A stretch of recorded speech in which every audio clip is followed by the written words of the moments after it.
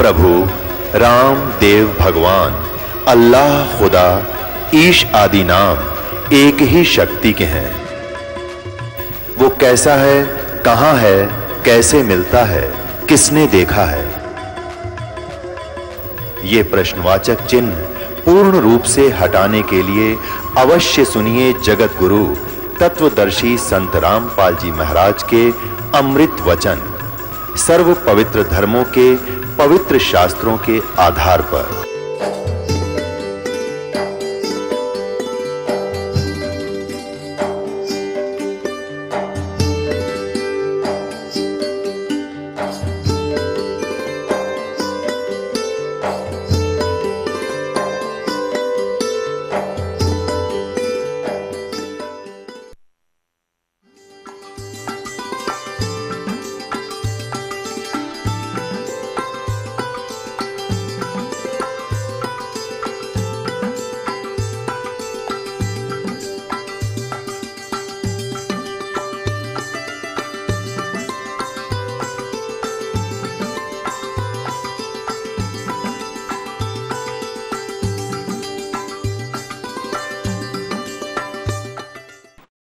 बोलो सतगुरुदेव की जय। बंदी छोड़ कबीर साहेब की जय।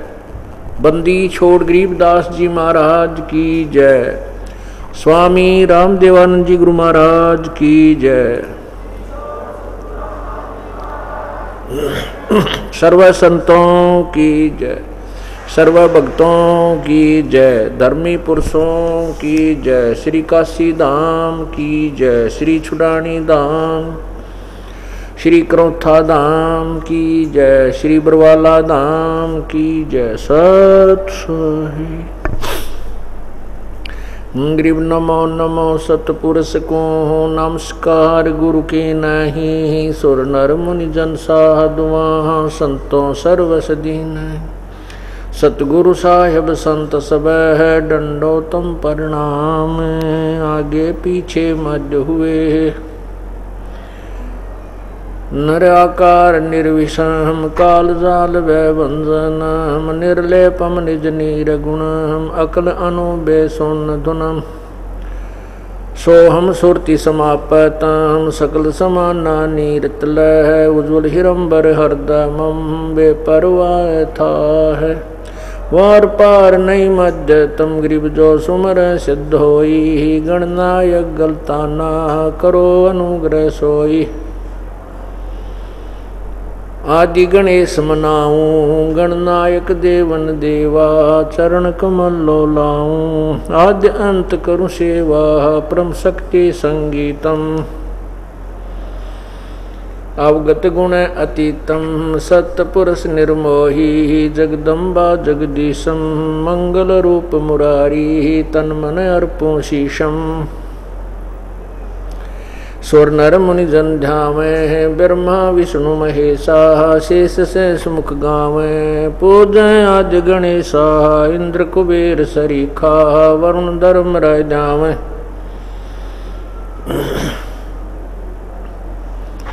तेतीस कोटि अदारा ध्यावे से 88। उतरे बहु जल पारा कट है यम की फांसी। 33 कोटि अदारा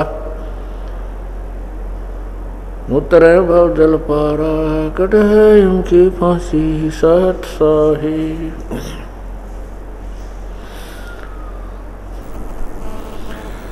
कर जोरूं विनती करूं। धरूं चरण पर शीश। गुरु राम देवानंद जी महाराज ने दियो नाम बख्शीश। कोटि कोटि सिजदा करूं कोटि कोटि प्रणाम।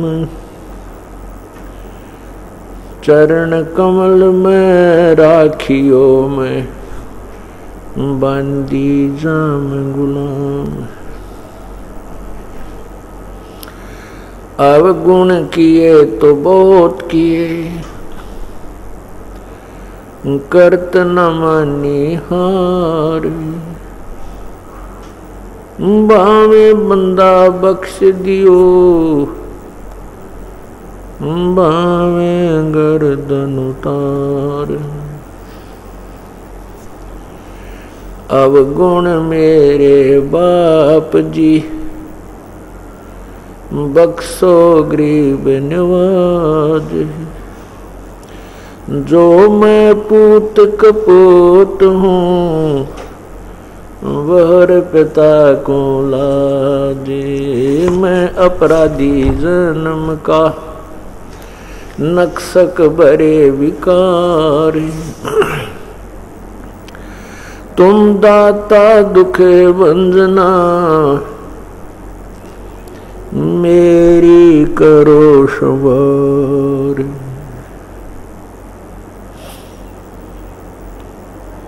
गुरु जी तुम ना बोलियो,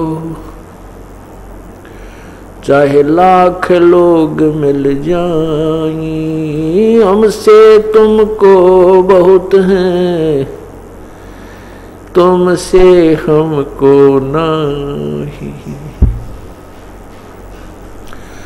तुम्हारे विसारे क्या बने, मैं किसकी शरण में जाऊं। शिव वृंश मुनि नारदा, तिनके हृदय न समाऊं। बंदी छोड़ दयाल जी, तुम तक हमारी दौड़। जैसे कागज जहाज का, अब सोजत और न ठोरी।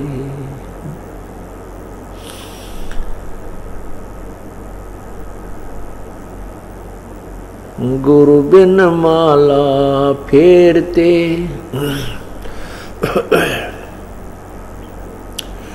गुरु बिन माला फेरते, गुरु बिन देते दान। गुरु बिन दोनों निष्फल हैं, चाहे पूछो वेद पुराण। गुरु बड़े गोविंद से, मन में देख विचार। हर सुमरे सो वार हैं, गुरु सुमरे होए पार। गुरु गो कबीर हरि के रूठता, गुरु की शरण में जावे। कहें कबीर गुरु रूठ गए, तो हरि ना होत सहाय।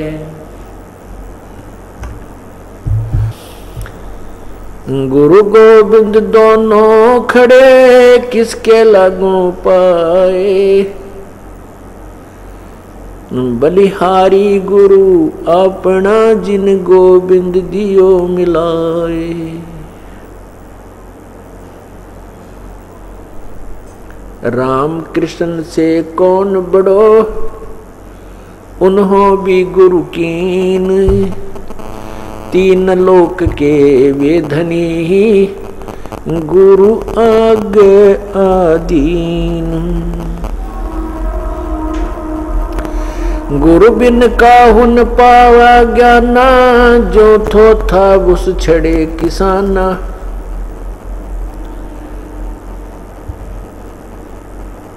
गुरु बिन वेद पढ़े जो प्राणी, समझे न सार रहे अज्ञानी। गर्भ योगेश्वरे गुरु बिना, करते हर की सेवे। कहें कबीर बैकुंठ से वो, फेर दिया सुख देव। राजा जनक गुरु किए, फिर कीनी हर की सेवे। कहें कबीर बैकुंठ में है, पहुँच गए सुख देव। कबीर लूट सको तो लूटियो, राम नाम की लूटे। पीछे फिर पछताओगे, प्राण जाएंगे छूट।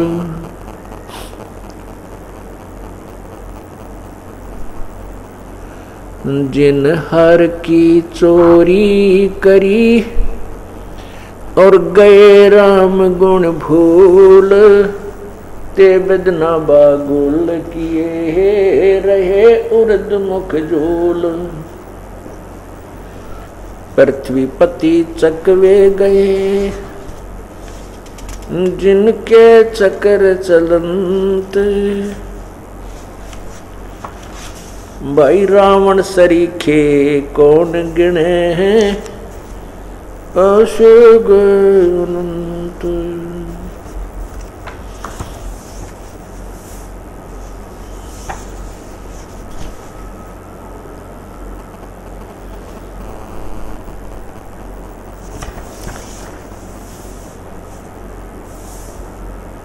कबीर सब जग निर्धना, धनवंता न कोय। धनवंता सो जानियो, जप राम नाम धन होवे। कबीर वो दिन याद करो, ऊपर पग नीच शीश। इस मृत लोक में आके तू भूल गया जगदीश।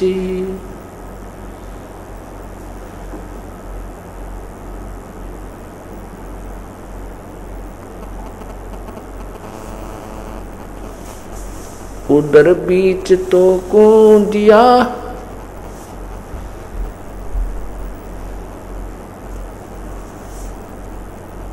खान पान परवान। तिस समर्थ की बंदगी तू भूल गया शैतान।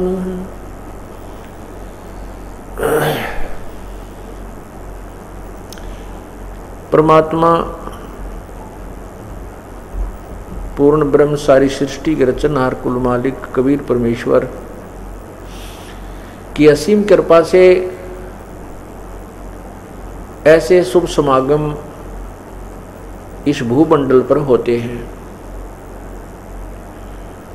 भक्ति मुक्ति के दाता सतगुरु भटकत प्राणी फिरंदा, उस साहिब के हुक्म बिना नहीं तरवर पात हिलंदा। उस साहिब, उस परमात्मा। हमने इस बात की ओर विशेष ध्यान देना चाहिए क्योंकि हम आप सभी स्टूडेंट्स, आप सभी विद्यार्थी अर्थात योगी भक्त, आप उस विद्यालय में प्रवेश पा चुके हो जो तत्व ज्ञान का संदेश देता है, जो पूर्ण मोक्ष का अधिकारी बनाता है। इसके लिए परमेश्वर की एक एक पंक्ति का बहुत गूढ़ रहस्य होता है। अब परमात्मा के विषय में आदरणीय गरीबदास साहिब जी ने बताया है कि उस साहिब के भक्ति मुक्ति के दाता सतगुरु, भक्ति और मुक्ति, क्योंकि प्रथम भक्ति मिलती है और भक्ति के बाद ही मोक्ष होता है। जैसे बच्चे पहले शिक्षा ग्रहण करते हैं, शिक्षा के बाद फिर सर्विस प्राप्त होती है, सेवा प्राप्त होती है, नौकर लग सकता है। कह रहे हैं कि भक्ति मुक्ति के दाता सतगुरु भटकत प्राणी फिरंदा, उस साहिब के हुक्म बिना नहीं तरवर पात हिलंदा। परमात्मा, अब वो साहिब क्यों कहा? इससे सिद्ध है कि साहिब माने प्रभु, परमात्मा। इससे सिद्ध है कि और भी परमात्मा है, उनसे एक और अलग भगवान है जिसकी तरफ संकेत किया जा रहा है। नहीं तो सीधा भी बोल सकते थे साहिब के हुक्म बिना नहीं तरवर पात हिलंदा, उस साहिब। क्योंकि इसका महत्व इसलिए है, हमारे सदग्रंथों में एक विशेष विवेचन है। जैसे पवित्र गीता जी अध्याय नंबर 7 के श्लोक 29 में गीता ज्ञानदाता प्रभु ने कहा है कि अर्जुन, जब तुझे जो मैं ये ज्ञान गीता शास्त्र तुझे सुना रहा हूँ, जो व्यक्ति इसको आधार मानकर तत्वदर्शी संत की तलाश कर लेता है, जिसकी तरफ मैंने अध्याय नंबर 4 के श्लोक 34 में कहा है, उसके आधार से जब वो तत्वदर्शी संत से मिल लेता है, उसके पश्चात उसको, जिस व्यक्ति को पूरा आध्यात्मिक ज्ञान हो जाता है और सभी आध्यात्मिक कर्मों से वो परिचित हो जाता है और मुझसे भी परिचित हो जाता है मैं कौन हूँ, फिर और उस परमात्मा से भी परिचित हो जाता है तत्परम से, तब वो प्राणी यहाँ इस संसार की किसी भी वस्तु की इच्छा नहीं रखता, वो केवल मोक्ष ही मांगता है, जन्म और मृत्यु से छुटकारे की ही प्रार्थना करता रहता है। गीता जी अध्याय नंबर 7 के 29वें श्लोक में ये विवरण है जो अभी आपको सुनाया, और गीता जी में कुल 7वें अध्याय के 30 श्लोक हैं। ये समाप्त हुआ। उसके बाद 8वें अध्याय के प्रथम श्लोक में ही अर्जुन ने क्वेश्चन कर दिया कि हे परमात्मा, जिस तत्परम के विषय में आपने अभी 7वें अध्याय के 29वें श्लोक में कहा है कि उस परमात्मा को जानने के पश्चात और मेरे द्वारा दिए गए ज्ञान के ऊपर आश्रित हो जाने के पश्चात जिसको तत्व ज्ञान प्राप्त हो जाता है, वो सभी आध्यात्मिक ज्ञान से परिचित हो जाता है, उसके पश्चात वो जन्म मृत्यु से ही छूटने की चेष्टा करता है, यहाँ की किसी वस्तु की इच्छा नहीं करता। वो तत्ब्रह्म कौन है? कौन है वो परमात्मा? 8वें अध्याय के 3रे मंत्र में श्लोक में गीता ज्ञान दाता ने उस परमात्मा के विषय, उस साहेब के विषय बताया है, वो परम अक्षर ब्रह्म है। 3 परमात्मा गीता जी के अध्याय नंबर 15 के मंत्र 16 और 17 में क्लियर कर रखे हैं। उनमें स्पष्ट है, एक क्षर पुरुष, एक अक्षर पुरुष। क्षर पुरुष होता है, क्षर ब्रह्म भी कहते हैं उसको, एक अक्षर ब्रह्म भी कहते हैं। क्षर पुरुष कहो, उसको क्षर ब्रह्म कहो, पुरुष माने ब्रह्म माने एक ही अर्थ होता, साहेब कहो। तो क्षर पुरुष ये ब्रह्म है जिसको ज्योति स्वरूपी निरंजन कहते हैं, और अक्षर पुरुष ये परब्रह्म है, पर ब्रह्म, अक्षर ब्रह्म भी कहते हैं इसको, अक्षर ब्रह्म। और तीसरा है परम अक्षर ब्रह्म, परम अक्षर पुरुष। पुरुष कहो, ब्रह्म कहो, साहिब कहो, राम कहो, गॉड कहो, खुदा कहो, अल्लाह कहो। अब ब्रह्म माने भगवान होता है, प्रभु होता है, इसलिए परब्रह्म बोलना कहना पड़ा कि ये जो ब्रह्म यहाँ प्रचलित है, जिस प्रभु से यहाँ के ऋषि महर्षि परिचित रहे हैं, उससे अलग एक और प्रभु है, उसको परब्रह्म कहा। उस परब्रह्म से भी अन्य और परमात्मा है जो फुल फ्लेज गॉड है, वो कंप्लीट गॉड है, ऑलमाइटी गॉड, जिसको सर्वशक्तिमान प्रभु कहते हैं, वो परम अक्षर ब्रह्म है। तो वही परम अक्षर ब्रह्म अर्थात पूर्ण परमात्मा, पूर्ण ब्रह्म, उसके विषय में बताया है कि वो परम अक्षर ब्रह्म है और उसी की भक्ति से इस जीव का पूर्ण मोक्ष होता है। जैसे गीता ज्ञान दाता ने स्वयं कहा है 18वें अध्याय के 62वें श्लोक में कि हे अर्जुन, तो सर्वभाव से उस परमात्मा की शरण में जा, जिसकी कृपा से तू परम शांति और शाश्वत स्थान अर्थात सत्यलोक को प्राप्त होगा।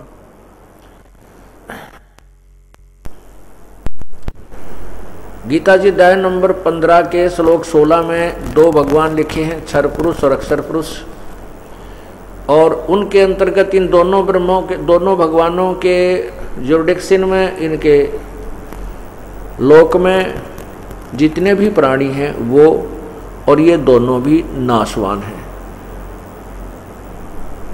जैसे ब्रह्म के 21 ब्रह्मांड हैं क्षर पुरुष के, और परब्रह्म के जो हैं वो 7 शंख ब्रह्मांड हैं, नील पद्म शंख, 7 शंख, और परम अक्षर ब्रह्म के असंख्य ब्रह्मांड हैं बिना गिनती के, अर्थात जो जिनके ऊपर, जिनके अंतर्गत ये 21 ब्रह्मांड क्षर पुरुष के और 7 शंख ब्रह्मांड अक्षर पुरुष के, ये भी इंक्लूड हैं। इन सब के ऊपर और इनके असंख्य ब्रह्मांडों के ऊपर एक कुल मालिक है, वो परम अक्षर ब्रह्म है। उसके विषय में गीता जी अध्याय नंबर 15 के श्लोक 17 में प्रमाणित किया है कि उत्तम पुरुष है तू अन्य परमात्मा इति उदाहरते।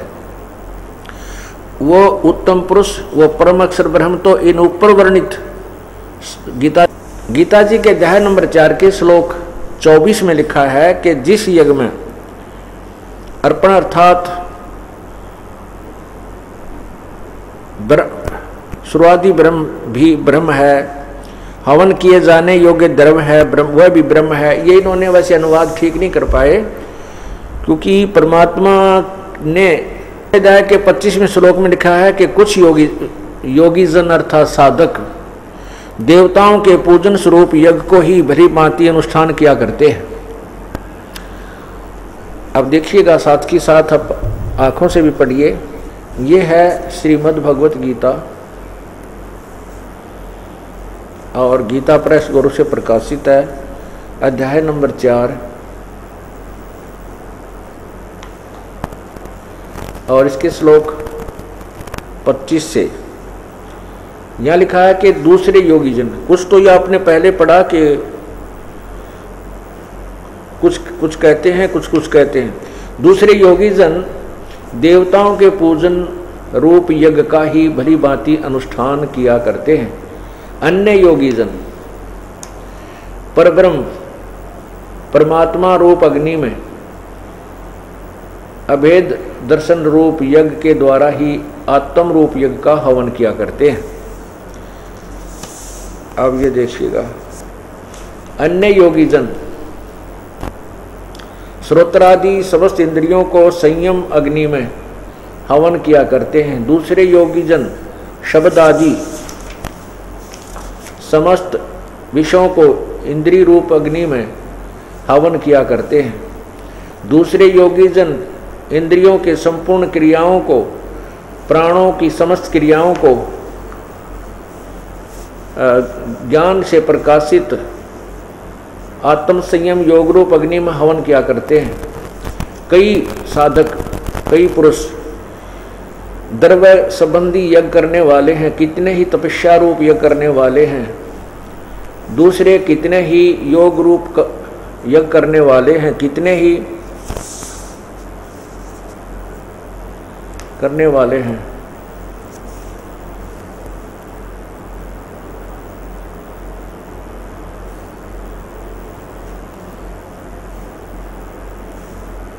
यहाँ देखिए, दूसरे कितने ही योगी जन अपान वायु में प्राण को हवन करते हैं, प्राण वायु को हवन करते हैं, वैसे ही अन्य योगी जन प्राण वायु में अपान वायु को करते हैं। अन्य कितने ही नियमित आहार करने वाले प्राणायाम पुरुष प्राण और अपान गति को रोककर प्राणों की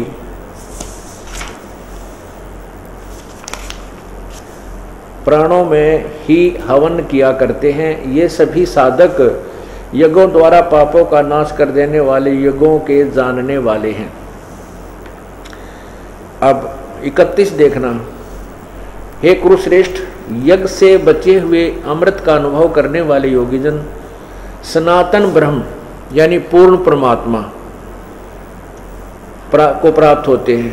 यज्ञ न करने वाले पुरुषों के लिए तो यह मनुष्य लोक भी सुखदायक नहीं है और परलोक तो कैसे ही सुखदायक हो सकता है। अब 32 में कमाल किया है जो दास आपको एक, क्योंकि अन्य रहस्य देना चाहता है।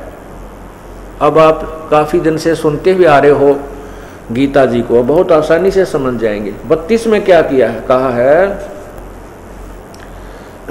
एवं बहुविधा यज्ञा वितता ब्रह्मणे मुखे। अब ये ध्यान से देखने वाली बात है कि इसमें क्या लिखा है गीता जी में कि एवं इस प्रकार बहुविधा यज्ञा वितता ब्रह्मणे मुखे कर्मजान विदितान सर्वान एवं ज्ञातवा विमोक्षसे। इन्होंने क्या लिखा है कि इस प्रकार, ये देखना, इस प्रकार, ये 32वां मंत्र है, श्लोक है। इस प्रकार बहुत तरह के यज्ञ, ये ब्रह्मण्य का अर्थ है ना, वेद की वाणी लिख दी। यहां देखना, ब्रह्मण्य का अर्थ होता है पूर्ण परमात्मा। अब मैं आपको यही दिखाता हूं, अध्याय नंबर 17 के मंत्र 23 में इस ब्रह्मण्य का अर्थ ही हमने क्लियर करना है, तब इस तत्व ज्ञान को हम समझ सकेंगे। ये देखना, ये अध्याय नंबर 17 है गीता जी का, और यहाँ ये 23 मंत्र है। इसमें क्या लिखा है कि ओम तत्सत इति निर्देशः ब्रह्मणः त्रिविध समर्थः।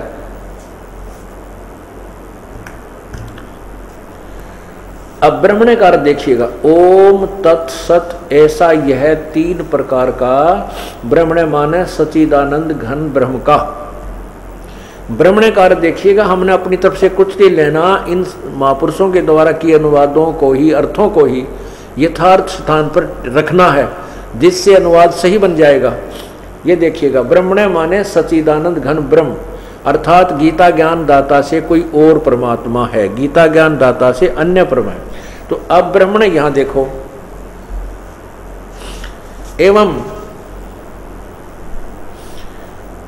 एवं बहुविधा यज्ञ विहिता च ब्रह्मण्य मुखे। मुखे माने मुख से, मुख के द्वारा, और ब्रह्मण्य माने सच्चिदानंद घन ब्रह्म के द्वारा। इस प्रकार कहते हैं जो ऊपर मैंने वर्णन की है, ये भी इस प्रकार के अनुष्ठान भी और अन्य भी उस पूर्ण परमात्मा के मुख कमल से उच्चारित हुए हैं। यानी पूर्ण परमात्मा ने उस ब्रह्मण्य माने सच्चिदानंद घन ब्रह्म के मुखे माने मुख से, मुख के द्वारा बहुत प्रकार के यज्ञ माने धार्मिक अनुष्ठानों की जानकारी, यानी भक्ति विधि बहुत प्रकार की उस परमात्मा, उस पूर्ण परमात्मा ने अपने मुख से आकर के अवर्णित किया हुआ है। और उन सब कर्मों को तू जानकर मोक्ष को प्राप्त होगा, इसका ये अर्थ बनता है। इन्होंने क्या लिखा है, अनुवाद गलत कर दिया इन्होंने। इस प्रकार बहुत तरह के यज्ञ, इन्होंने ब्रह्मण्य का अर्थ वेद लिख दिया। वेद की मुखे माने वाणी में। अब इसका ये अर्थ है कि परमात्मा पूर्ण ब्रह्म परमात्मा ने ब्रह्मण्य मुखे, पूर्ण परमात्मा के मुखारविंद से उच्चारित तत्व ज्ञान रूपी उस मुख्य ज्ञान में उस प्रभु ने, पूर्ण परमात्मा ने सब प्रकार के, यानी सब प्रकार के जो भक्ति विधि का वर्णन किया हुआ है। अब 33 और 34 में निर्णय होता है कि उस ज्ञान को जो उस पूर्ण परमात्मा ने अपने मुख कमल से बोला है, अर्थात वो सब संवेद कबीर वाणी, उसकी उस ज्ञान को समझने के लिए तू तत्वदर्शी संतों की शरण में जा। अपना लेवल का ज्ञान तो भगवान गीता ज्ञान दाता बोल ही रहा है, फिर वो कह रहा है कि कुछ लोग तो ऐसी साधना करते हैं, कुछ देवताओं की पूजा करते हैं, कोई प्राण अपान को ही या प्राणायाम से ही मोक्ष मानते हैं, कोई तप से ही मोक्ष मानते हैं। नहीं, कहते हैं उस पूर्ण परमात्मा के मुखे, यानी मुख्य ज्ञान में, यानी उस पूर्ण परमात्मा के मुखारविंद से उच्चारित उस मुख्य ज्ञान में, अर्थात उस तत्व ज्ञान में, उस परमात्मा ने बहुत सी जो ऐसे विधि बताई है जो आपको करने से ही सफल होती हैं, आपको करनी पड़ेगी। तो उसके विषय में 33 में क्या लिखा है ये देखिएगा। अब 32 में इन्होंने अनुवाद गलत किया है। इसमें लिखा कि इस प्रकार और भी बहुत तरह के यज्ञ वेद की वाणी में, ब्रह्मण्य का अर्थ होता परमात्मा की अमृत वाणी में, ये लिखना था उस मुख्य वाणी में। ये देखिए मुखे माने मुख्य ज्ञान में, परमात्मा के द्वारा वर्णित मुख्य ज्ञान में विस्तार से कहे गए हैं, यानी गीता में नहीं है, वो अलग है। उन सब को तो ये कर्म जान, शारीरिक क्रिया द्वारा संपन्न होने वाले जान, यानी वो काम, यानी अपने कर्म से ही बनते हैं, कर्म योग से। इस प्रकार तत्व से जानकर उनके अनुष्ठान द्वारा कर्म बंधन से सर्वथा मुक्त हो जाएगा। उसको उनको जानकर तो मुक्त हो जाएगा। बस इतनी सी बात है। अब 33 देखो, हे अर्जुन, परंतम अर्जुन, द्रव्य ज्ञान यज्ञ की अपेक्षा ज्ञान यज्ञ अत्यंत श्रेष्ठ है। यावन मात्र संपूर्ण कर्म ज्ञान में समाप्त हो जाते हैं। ओए होए, अब क्या बताया है कि द्रव्य ज्ञान से, द्रव्य ज्ञान, द्रव्य यज्ञ से, द्रव्य यज्ञ माने जैसे आप बिना ज्ञान समझे किधर भंडारा करवा देते हो, कहीं पर जाकर के आप कोई और कार्य दान दून कर देते हो धन से, कहते ऐसे दान करने की अपेक्षा तू ज्ञान को समझ, उस पूर्ण परमात्मा के द्वारा दिए गए उस तत्व ज्ञान को समझ। उस ज्ञान, द्रव्य यज्ञ की अपेक्षा ज्ञान यज्ञ, अब ये तत्व ज्ञान रूपी जो सत्संग आपको सुना जा रहा है, ये ज्ञान यज्ञ है। और द्रव्य यज्ञ, जैसे श्रद्धालु लोग जहाँ जाते हैं, किसी मंदिर में 1 लाख रुपये दान कर दिया, उसको पुजारी दुरुपयोग करते हैं क्योंकि वो शास्त्र अनुकूल साधना नहीं होती है। कहीं पर भंडारा कोई के नाम पर आता है, उसको 10,000 रुपये दे दिए, वो दारू पीवे, मुर्गे खावे या कि तक गाड़ी लेगा घूमे करा कित को बंद कराए। तो ऐसे कहते हैं इस द्रव्य यज्ञ को आंख मीच कर तो तुम दान करते हो अंधविश्वास युक्त होकर, ऐसा मत करो। इस द्रव्य युग की अपेक्षा ज्ञान यज्ञ उत्तम है।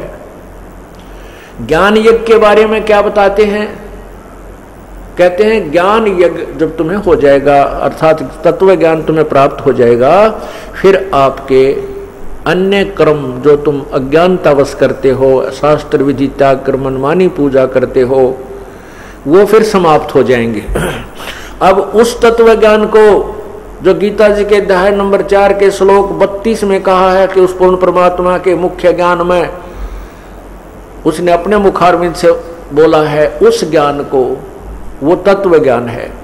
उस ज्ञान को समझने के लिए चौथे अध्याय के 34 में क्या लिखा है कि उस ज्ञान को समझ, यानी जो पूर्ण परमात्मा ने स्वयं आकर के जो तत्व ज्ञान दिया है, उस ज्ञान को समझ। अब देखो गीता अध्याय नंबर 4 के श्लोक 34 को समझिए। ये 4 है, ये श्लोक 34 है। उस ज्ञान को तू तत्वदर्शी ज्ञानियों के पास जाकर समझ। कौन से ज्ञान को? जो चौथे अध्याय के 32 में श्लोक में कहा है कि इस प्रकार उस बहुत से भक्ति की विधि उस पूर्ण परमात्मा के मुखारविंद से उच्चरित उस वाणी में, अर्थात अमृत वाणी में विद्यमान है, उनको समझ। तो उस ज्ञान को समझने के लिए तू तत्वदर्शी संतों के पास जा। गीता जी से अलग कोई ज्ञान है। उस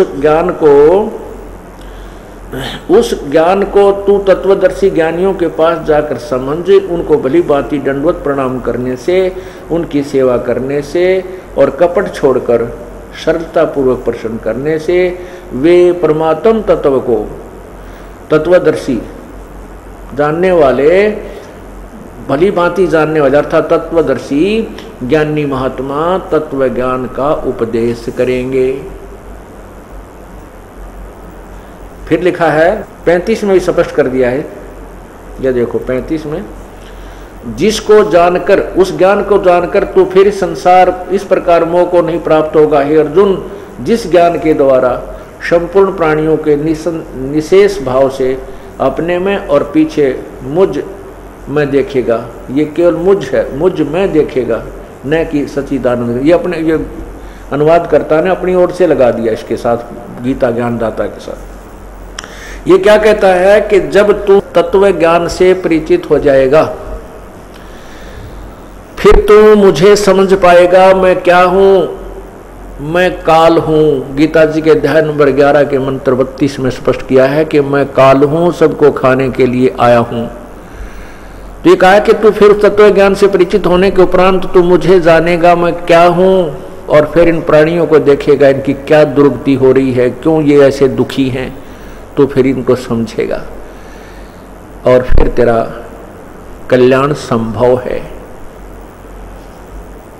तो पुण्यात्माओं, हमने जो लोक वेद सुना है, अभी तक जो पवित्र हिंदू धर्म के अंदर जो हम ज्ञान ग्रहण किए हुए हैं वो अपने सदग्रंथों के भी विपरीत है।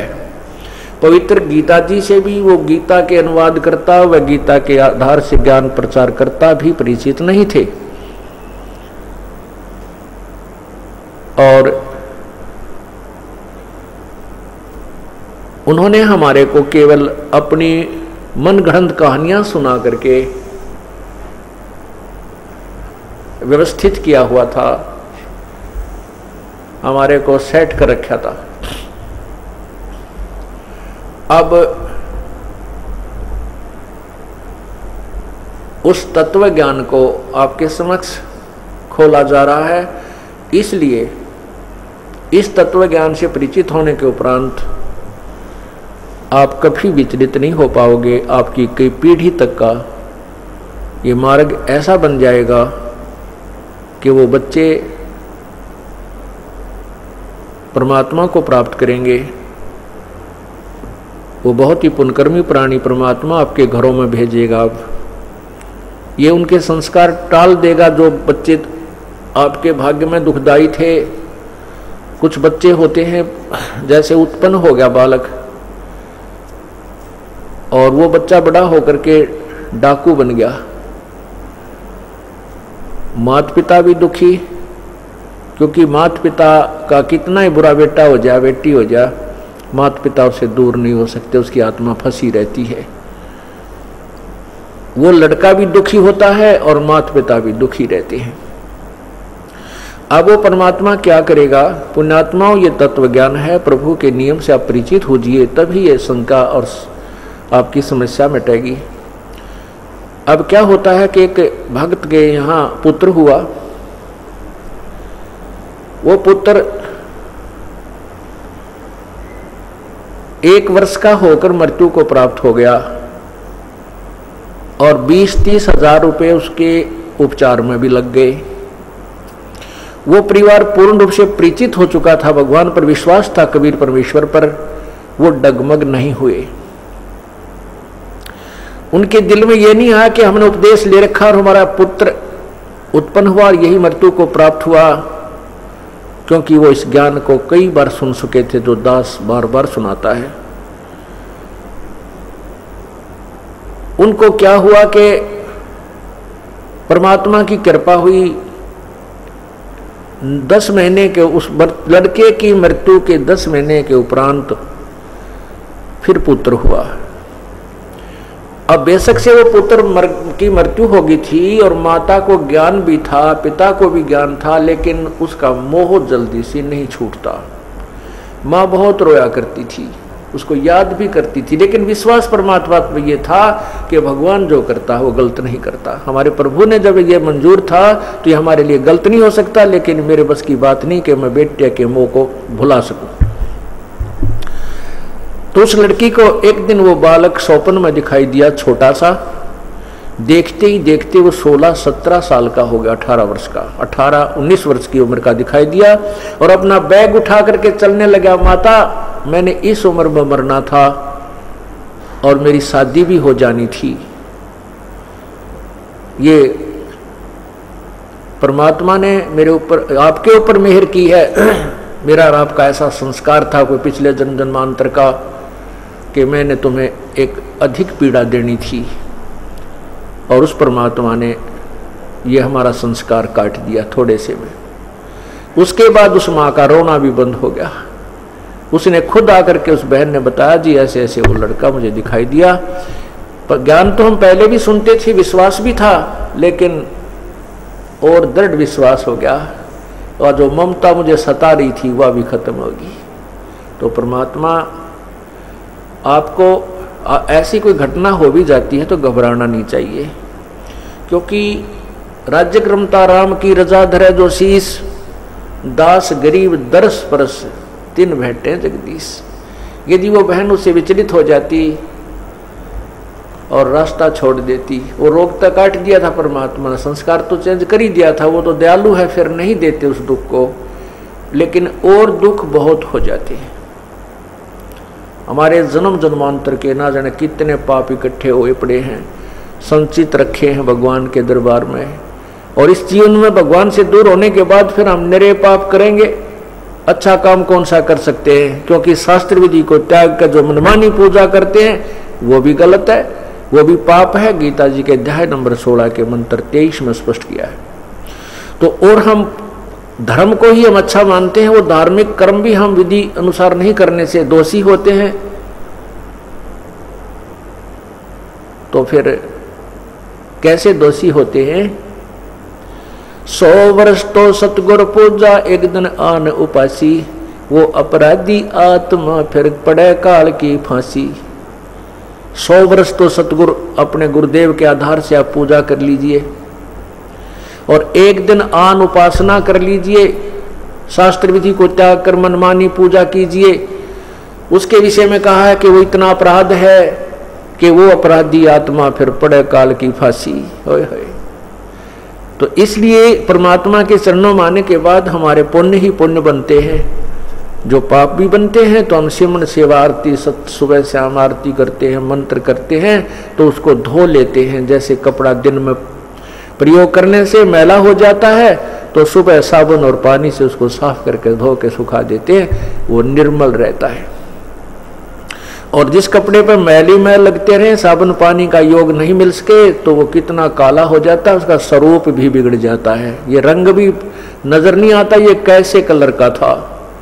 इसी प्रकार हम युगों युगों से इतने पाप इकट्ठे करके इतने मैले हो चुके हैं।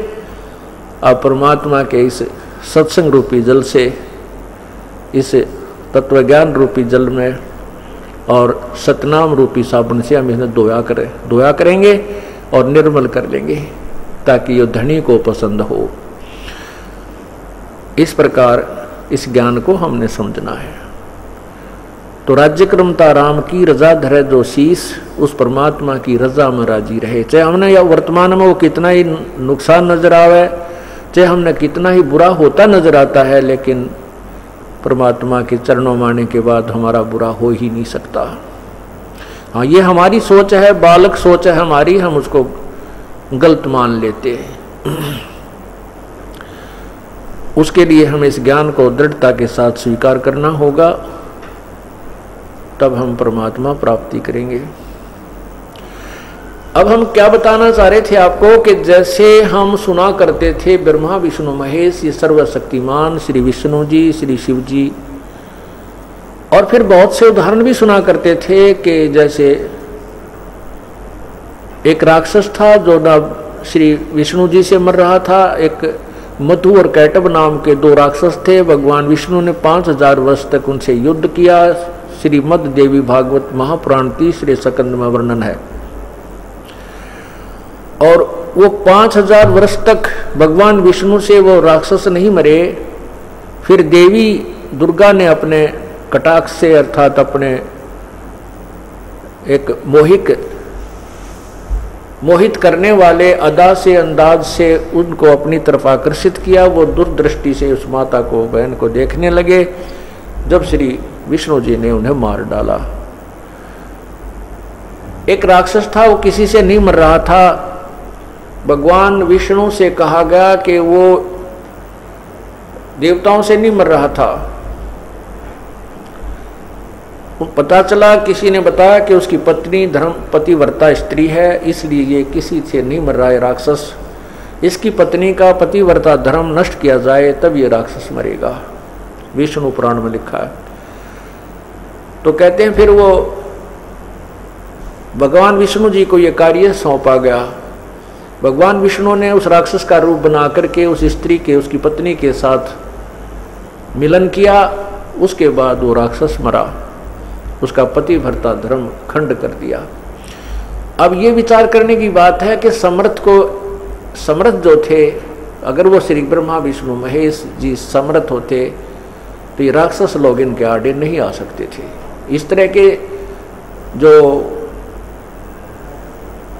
संसारी कर्मों के विरुद्ध जो कार्य भगवानों ने भी यहाँ करने पड़े, तो ये समर्थ नहीं थे। ये भी काम चलाऊ सरकार थी। लेकिन इनको हमें अजरो अमर सर्वशक्तिमान कुल के मालिक बताया जाता था। ये 3 भी बताते थे, फिर कहते थे कुल का मालिक तो एक है। वो एक कौन है? फिर वहां फिर आकर कहते थे विष्णु ही सर्वशक्तिमान है, जो विष्णु जी में विशेष श्रद्धा रखता था।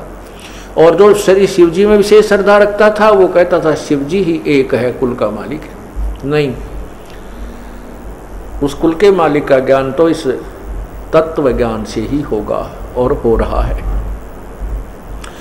तो अब हम क्या कहते थे कि क्या भगवान विष्णु ने श्री कृष्ण रूप में जब आए थे, राजा मोरध्वज के पुत्र ताम्रध्वज को आरे से चिरवा के जीवित कर दिया था। इस आधार से इनको सर्वशक्तिमान बताया करते थे। दूसरा कहते थे कि भगवान श्री कृष्ण ने गोवर्धन पर्वत को हाथ पर उठा लिया था, इसलिए भगवान थे। तीसरी महिमा करते थे कि भगवान श्री कृष्ण जी ने, भगवान श्री राम ने समुद्र के ऊपर पुल बना दिया था, इसलिए सर्वशक्तिमान थे।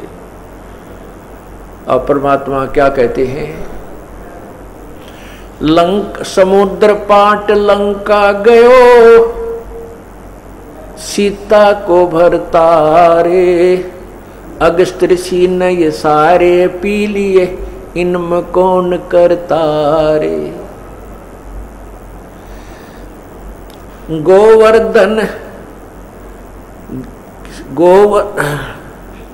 गोवर्धन श्री कृष्ण धारो, द्रोण गिरी हनुमंते, और शेष नाग सब सृष्टि उठारा, इनमें कौन भगवंते।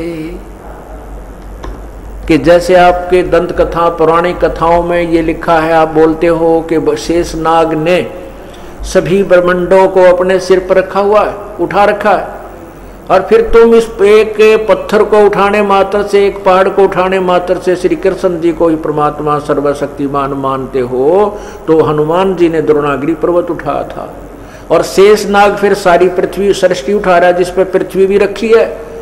तो अगर इस दृष्टिकोण से, इस आधार से तुम प्रभु मानते हो, तो इनमें कौन सा भगवान होया? शेष नाग भगवान हुआ, या श्री कृष्ण भगवान हुआ, या हनुमान जी भगवान हुए? परमात्मा क्या बताते हैं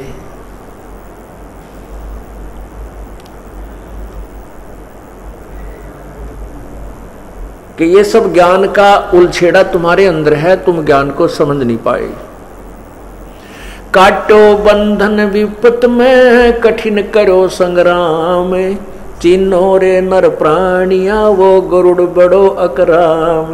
है कितनी प्यारा निर्णय ज्ञान दे दिया परमात्मा ने समर्थता और असमर्थता का, कि जब भगवान श्री राम को तुम विष्णु अवतार और सर्वशक्तिमान मानते हो, जिस समय गरुड़ वो नाग फांस के अंदर, श्रीलंका के अंदर युद्ध के दौरान श्री रामचंद्र जी नाग फांस में आ गए थे, नागों ने साथ बांध लिया था।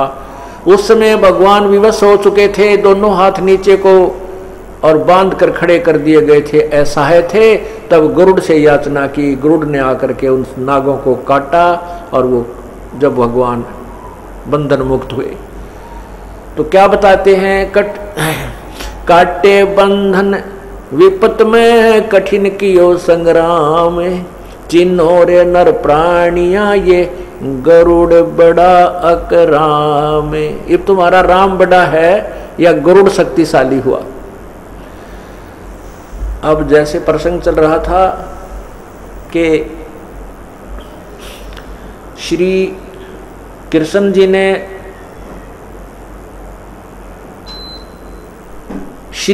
जी ने, राजा मोरध्वज के पुत्र ताम्रध्वज को आरे से चिरवा करके, अर्थात वो मृत्यु को प्राप्त हो गया था और पुनः जीवित कर दिया था, और उसका शरीर भी जोड़ दिया था, उसमें कोई निशान भी नहीं था।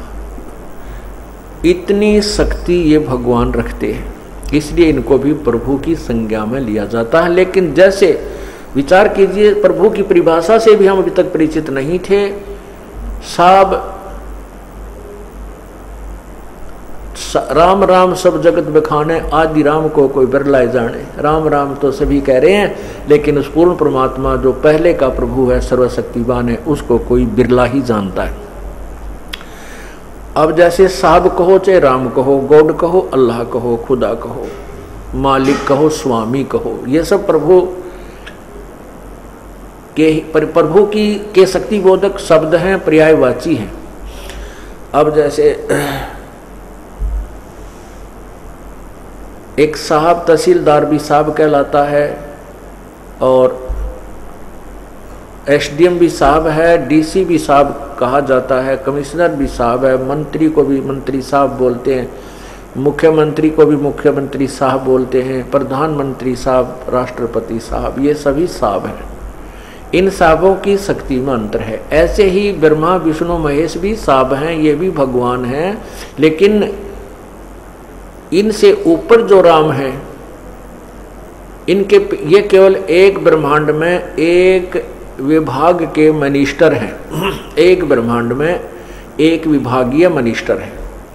जैसे ब्रह्मा जी रजोगुण विभाग का, विष्णु जी सतोगुण विभाग का, शिव जी तमोगुण विभाग के, और इनकी केवल 3 लोकों पर प्रभुता है।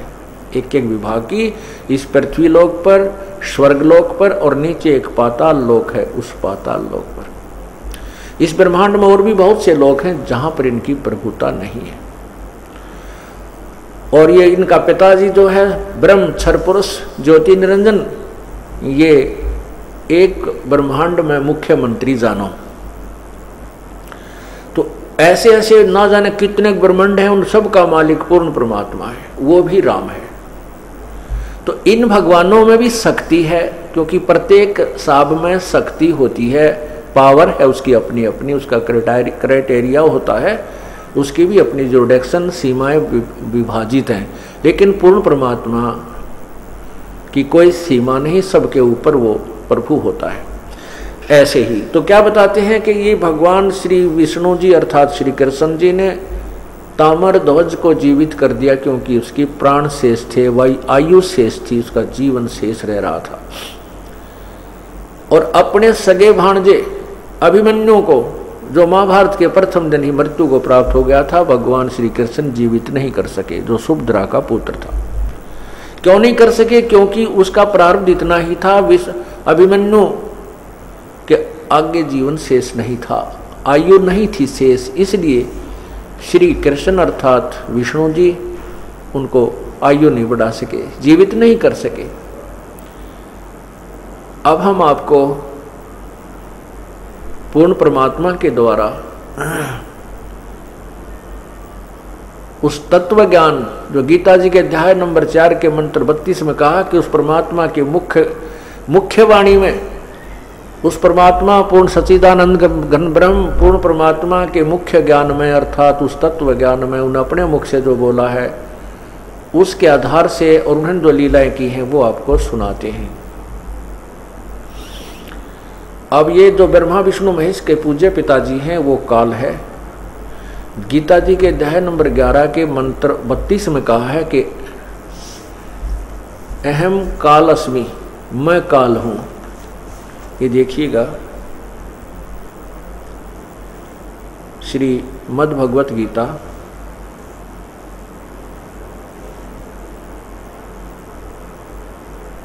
और इसके अध्याय नंबर 11 के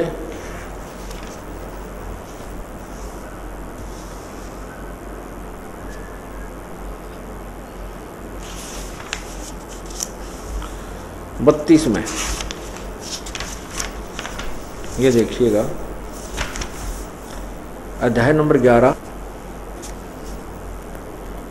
और इसके नीचे देखिएगा श्लोक नंबर 32। ये है श्लोक नंबर 32। अब क्या कहता है? काले अस्मि लोक अक्षकृत क्षकृत प्रवर्त है लोकान समार हर्तुम इह प्रवर्त रगे अपि ऋते अपि त्वाम न भविष्यन्ति सर्वे ये अवस्थिता। क्या लिखा है कि लोकों का नाश करने वाला, लोकों का नाश करने वाला बढ़ा हुआ काल हूँ, काल अस्मि, काल हूँ, इसमें इन लोगों को नष्ट करने के लिए प्रवृत्त हुआ हूँ। जो प्रतिपक्ष की सेना में सतीत योद्धा लोग हैं वो तो युद्ध ना करेगा तो भी नहीं रहेंगे, वे सब तेरे बिना भी नहीं रहेंगे। अर्थात तेरे युद्ध ना करने से भी इन सबका नाश हो जाएगा। अब गीत ये अर्जुन कह रहा है 11वें अध्याय के 21वें श्लोक में क्या बताता है, ये देखिएगा। आंखों देखा हाल अर्जुन देख रहा है उस बढ़े हुए काल को। ये देखिएगा 21 में, वे ही देवताओं के समूह आप में प्रवेश करते हैं और भयभीत होकर हाथ जोड़कर आपके नाम और गुणों का उच्चारण करते। महर्षि और सिद्धों के समुदाय कल्याण हो स्वस्ति कल्याण हो ऐसा कहकर उत्तम उत्तम स्तोत्रों द्वारा आपकी स्तुति करते हैं। और फिर क्या कहते हैं,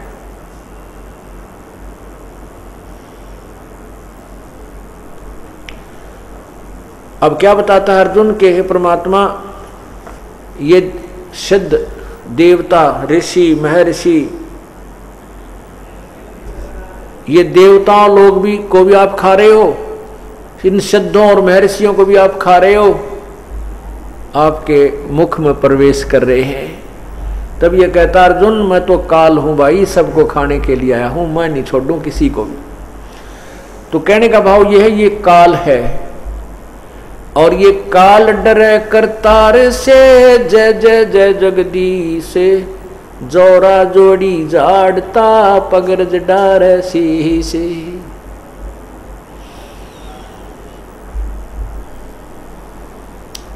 कि वो काल जो है, ये काल उस जगदीश से डरता है, पूर्ण परमात्मा से घबराता है, डरता है। और वो जय जय जय जगदीश उसकी जय जयकार करता रहता पूर्ण परमात्मा की। और ये मृत्यु जो अकाल मृत्यु आ जाती है, जिसको अचानक मार देता है, ये परमात्मा उस अपने सच्चे श्रद्धालु भक्त की नहीं होने देता, उस मृत्यु को नहीं आने देता। ये जीवन को एक्सटेंड कर देता है, ये लाइफ एक्सटेंड कर देता है परमात्मा, जीवन वृद्धि कर देता है, ये वो परमात्मा है। और कोई भगवान भी जीवन के श्वासों को घटा बढ़ा नहीं कर सकता। मासा घटे न तिल बध है, विद न लिखे जो लेख, साचा सतगुरु मेट कर ऊपर मारे मेख। मेख मारे माने परमानेंटली खत्म कर देता है उस मृत्यु को। कर्म बुरे कर्मों के संस्कारों को समाप्त करके साचा सतगुरु पूर्ण परमात्मा का जो संत है, उस प्रभु की शक्ति से ही उसको नष्ट कर देता है और बुरे संस्कार समाप्त कर देता है। मासा घटे न तिल बधे, विद ना लिखे जो लेख। जो संस्कारवश प्रारब्ध में जो भी आपके लिखे गए हैं संस्कार, जो आपके कर्मानुसार हैं, वो अन्य परमात्माओं की पूजा से, अन्य देवताओं की पूजा से समाप्त नहीं होते, उनमें कोई परिवर्तन नहीं होता। और सच्चा सतगुरु मिटा करके ऊपर मारे मेघ, अर्थात परमानेंटली उनको खत्म कर देता है। बुरे संस्कारों में को समाप्त करके शुभ संस्कार लिख देता है। शुभ संस्कार जैसे आपके बनवाए जा रहे हैं कर्मों से होते हैं, कि वो शुभ कर्म कर्मों से किए जाते हैं, शारीरिक क्रियाओं से होते हैं। ये सब शारीरिक क्रियाएं हैं, जबान से, श्वास से, हाथ से, सेवा से, सिमरण से, दान से, तो ये सब क्रियाओं से वो करा के फिर आपके शुभ कर्मों को लिख देता है, अशुभ को नष्ट कर देता है। ये पूर्ण परमात्मा में शक्ति है। और ये क्या कहता है,